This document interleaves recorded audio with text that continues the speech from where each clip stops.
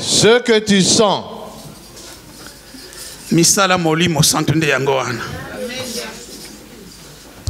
Misala molimo santo nde yango wana. C'est ça les œuvres. Yango Yesu eko senga kati na yo mukona lelo. Jésus est venu te dire aujourd'hui. Ozwa conscience. Tu sois consciencieux. Ya tata na ye pe conscience de son père na Yesu et de Jésus. Pote Yesu bazali ko sambela lelo.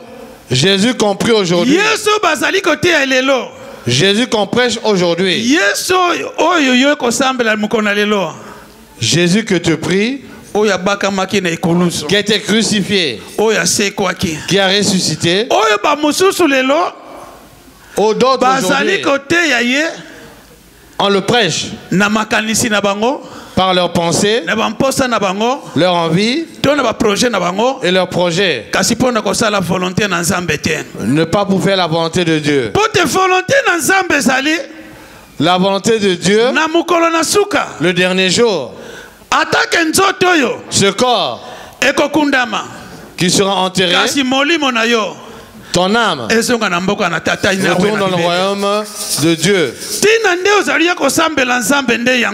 C'est cela que tu pries Dieu. Mais lui le malin, comme il a été rejeté,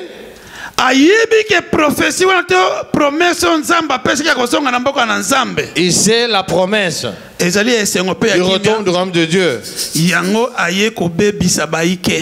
Il est venu conspirer d'autres. D'autres qui étaient piégés à travers la parole, à travers la conduite, à travers les envies charnelles. Faites attention. Être piégé, ils ont amené beaucoup dans les géants, dans les prisons. Vous êtes devenus des esclaves. Celui qui est venu vous délivrer, ceux qui se sont donnés dans le péché, ceux qui glorifient les choses mondaines, ceux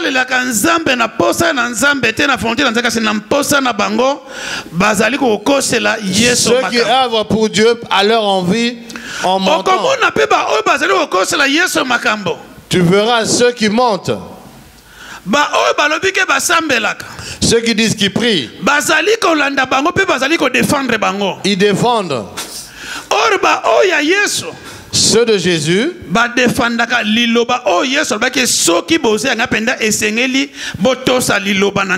ils défendent simplement la parole de Dieu. Défendez. Vous avez les yeux mais vous ne voyez pas. Vous avez les oreilles, vous n'entendez point.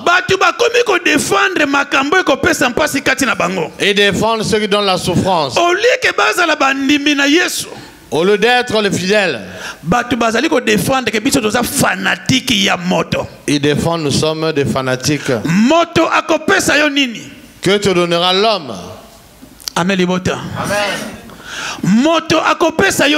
Que te donnera l'homme? Regardez le nez. Se tourne. Le dernier jour, tout le monde retournera. Et ton âme.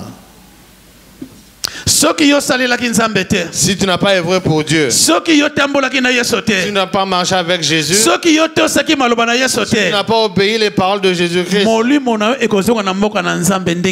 de quelle manière ton âme retournera dans le royaume de Dieu?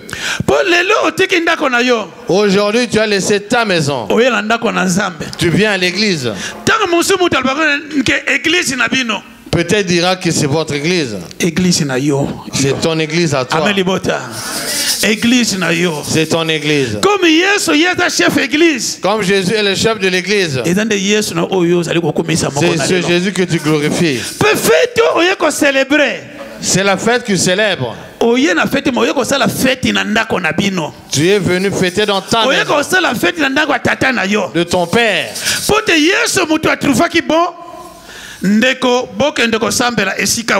Jésus a trouvé bon d'aller prier. Et des rangs que vous n'avez pas l'esprit. Ils ne l'ont pas. Demandez-le. C'est quoi? Que fait? Amen. Amen. Amen basanto. Misala nyonso ozali komona na miso na yo. Ce que tu vois. Molimo te. Est-ce que c'est pas l'esprit? Comment ils peuvent le dire que vous n'avez pas cet esprit? Amen libota. Ndeko kobima na boloko. Sortir de la prison, ce n'est pas facile. Amen libota. Pour chercher la liberté à celui qui est enfermé. Mais pause on est à 1 heure.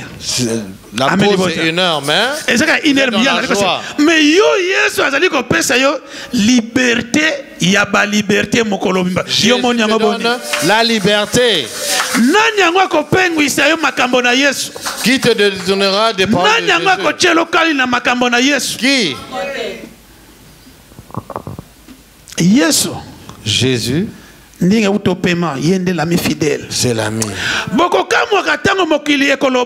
Vous étonnerez.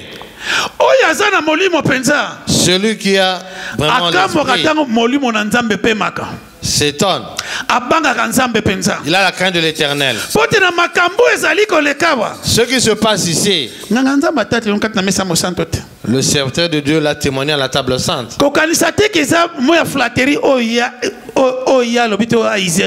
Ne pensez pas que c'est une flatterie. C'est témoigner les œuvres de Jésus.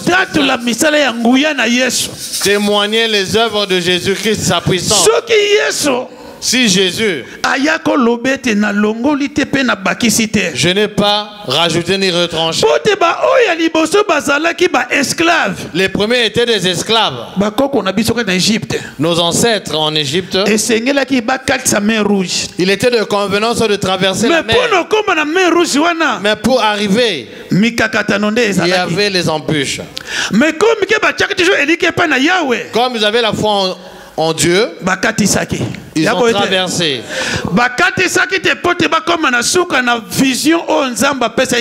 Ils ont traversé pour arriver à la fin, la vision que Dieu a. Jésus a choisi les disciples. Passons de l'autre côté du bord. Lorsque vous êtes dans un endroit avec vos familles, il y avait des choses coutumières. Il y avait les choses du quartier qui vous donnaient la souffrance. Ils se sont allés dans des endroits où il ne fallait pas aller pour recevoir des totems. Jésus, de quelle manière? Il savait qu'il y aura le vent. Même Pierre azalaki péché. Même lui le pécheur Pierre, il savait ramer. Le premier jour de voir ce genre de vent, Jésus était là. Satan était pour tenter, pour amoindrir la foi. Mais il savait la solution, Jésus. Tout ce qu'ils avaient,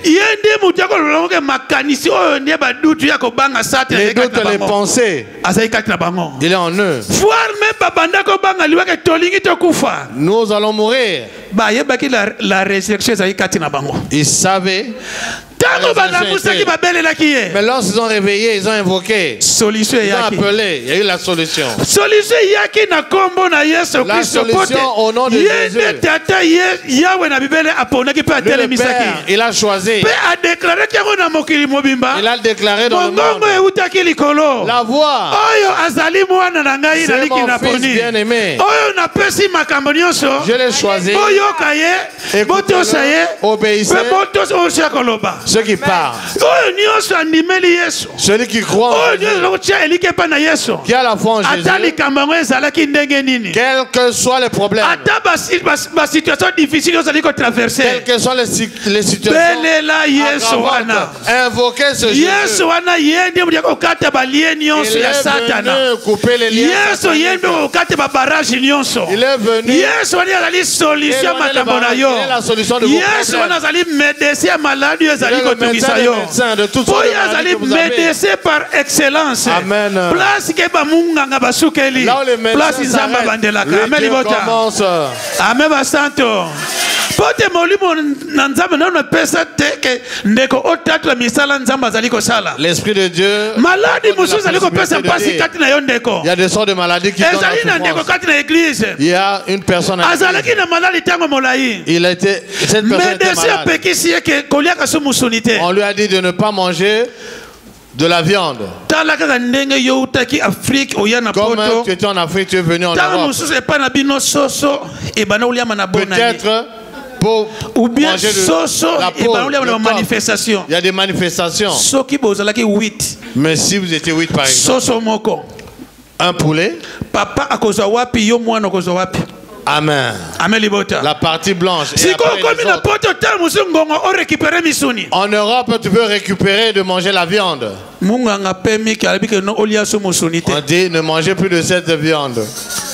Quand tu as la souffrance dans ton corps, toutes sortes de maladies. Comme il y a un nom, il y a un esprit qui est derrière. Amen libota. L'esprit donne la souffrance. Pour que tu viennes,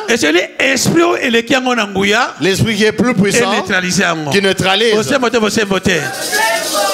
Le médecin a donné des médicaments.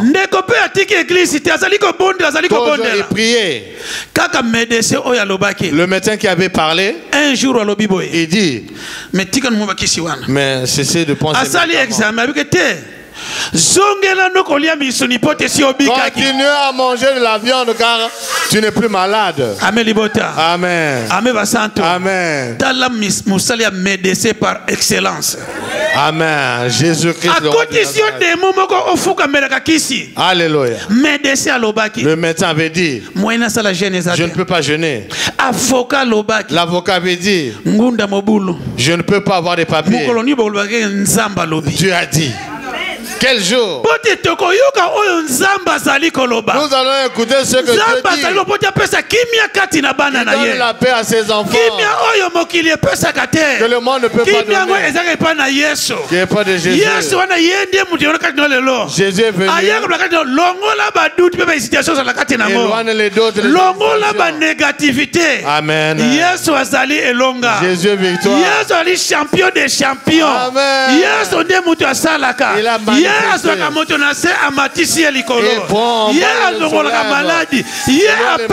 souffle de vie.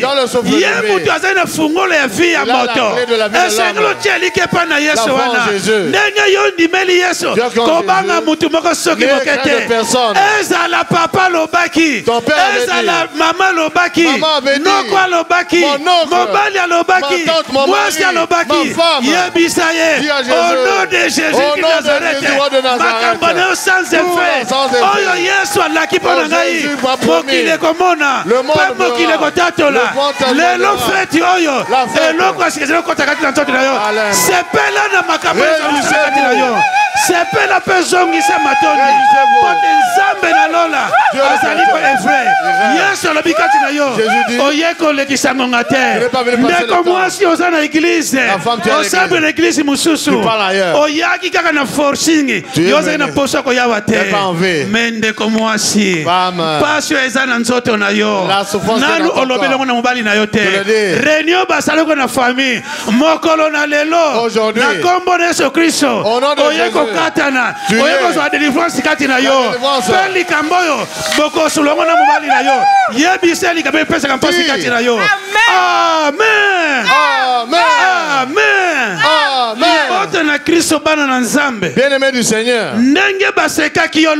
comme on a rigolé, Jésus aussi. La pierre qu'on rejette, ce qui bâtissait, est devenue la principale des langues. Amen. Comme ils ont dit, ils ont mis, et la foi, maître d'œuvre Yesu Christ aza en action na makambo na yo. En action. Yo zali acteur ya film na yo. Ako changer vie na yo. Ba ceux qui ont rigolé. Amen basanto. Amen. Amen libota. Amen. Ba mususu bakotuna yo. D'autres vont demander. Bakotuna yo penas ke nzambe la église ndenge nini. C'est comment l'église. J'ai cru. Makanisi na bango. Ezaki nzambe za volonté na Yesu te. La volonté de Yesu Kristo aye ko longolo na mpoke wana ya famille. Aye ko longolo na blocage zalaki na ngo. Aye ko bonete zala na kondima. Zala na confiance ya maloba na ye. Eloko moko elembani Yesu eza soki mokete. Attaque médecin lobaki, attaque ba famille ba lobaki, attaque avocat lobaki, ko banga eloko moko soki mokete. Ndeko mobali ozaka na église. Ozali ko se poser, mais qui si na ndeni ya ngoza ko marcher te. Moi si abutu alandaka yo. Mokolo na lelo. Mokolo na lelo. Aujourd'hui. Okotapa ko ya lisusu te. Na mikolo ko ya. Les jours qui vont venir. Azali ko bela. Il invoque. La taba sapatu on ne peut makina sacristie. La tempiko ya katanda ko l'église. Et la ka ekokiete. Yesu Christ katambuya molimo santo. Asala mukalu na sendenge kana likolo. Pote le kumu pekembo. Esonga na mboka na ye. Pote maseki na kombo na Yesu eleki mingi. Yesu elaka ekoki asala musala na ye. Akosala pa banani. Ba o ba ko s'accrocher pa na ye. Ba o ba ko chelike pa na ye. Ba o de ba ko tama na bitambe na ye. Ya ko sala kati na bango. Ko banga eloko moko soki mokete. Yesu si alonga ki mokili. Kati na Golgotha wana. À la montagne. Alonga ki mokili. Amen libota. Il a vaincu. Alonga ki nyonso. Yonde mi yaka pa na Yesu. Ko luka teke no. Yesu salilanga boye. Jésus. Paul alobaki. Paul avait dit. Ta grâce me suffit. Amen. Ngolu na nzambe o ezakati na yo. La grâce de Dieu qui est en toi. Yango muteko benda libala. Yango muteko beta mabota. Yango muteko benda mukanda. Yango muteko benda mbongo. Yango muteko benda élévation. Ataki ndako ezali mitakatano. Yesu asangi ndako te. Talandeke akenda ka église te. Kasi alala kana na libanda te.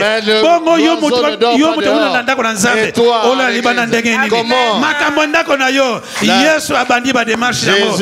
Tata munene na nzambe pote nzambe ozali kosambela aza nzambe na kiba nzambe na esengo kangama na nzambe wana moto akosha yo te moto azimbisa yo te lelo ezali fete ya église église qui Jésus Christ amen libota amen basanto amen libota esengo ezali balien oyo epesaka blocage na vie na yo kata yango banzela oyo epekisaka l'église kata yango baprogramme oyo esilisaka bolingo na nzambe kata yango amen libota pote yango ezali baserviture place de sate na tila mitambo kati na yo ke moyen na sabe eza te mais loba na kombo na Yesu moi je vais faire ça tango yo koloba tout ça Yesu akolata pe okosala makambo wana pe lipambo lekita kati na yo ata mopepe ko souffler ata mokile koloba belela Yesu kati na bwato senga Yesu aya kosala intervention na yo